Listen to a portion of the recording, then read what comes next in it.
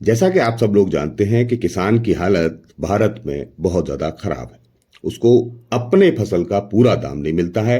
इसलिए सरकार ने आलू किसानों के लिए एक नया प्रोजेक्ट लेके आए हैं, जिन्होंने बहुत अंतर्राष्ट्रीय कंपनियों से टाई अप किए हैं और स्पेशली आलू किसानों के लिए ये मुनाफे का सौदा है। आलू किसानों की तकलीफें दूर होंगी, मुनाफा मिलेगा और भरपूर मिलेगा।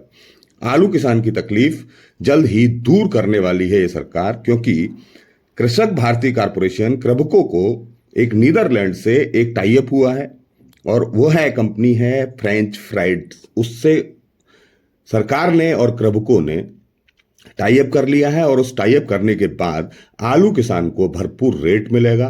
भरपूर आलू का प्रसंस्करण मतलब कोल्ड स्टोर में रखने की जरूरत नहीं, डायरेक्ट क्रबको को बेचिए और पैसा लेकर अच्छा मुनाफा कमाइए।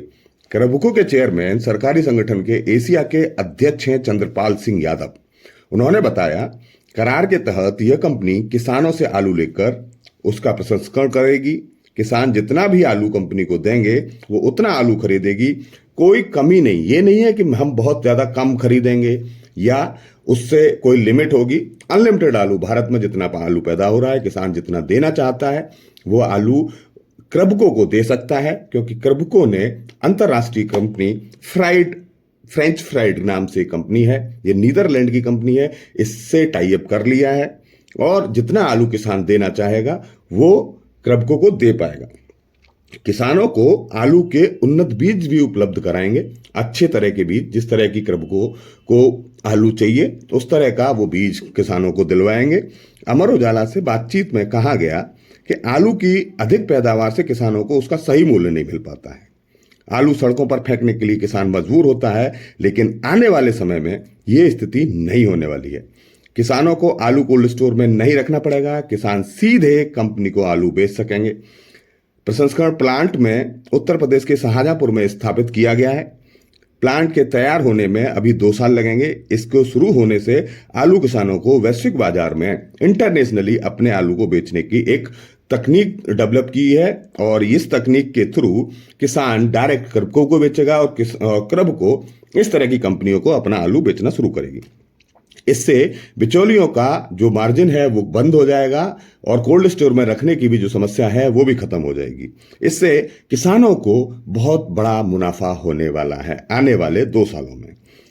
ये एक आंदोलन है। इस तरह के बहुत सारी चीजें क्रबको और भारत सरकार मिलकर कर रही है और जिस तरह से बायो इथेनॉल प्लांट भारत सरकार ने चलाए हुए हैं, एक प्लांट तैयार हो चुका है और 2 प्लांटों पे अभी काम जारी है। और भी फसलें हैं, जैसे क्रबको के बायो इथेनॉल प्लांट 3 बनाने थे, उसमें से गुजरात के हजीर में एक प्लांट बन गया है।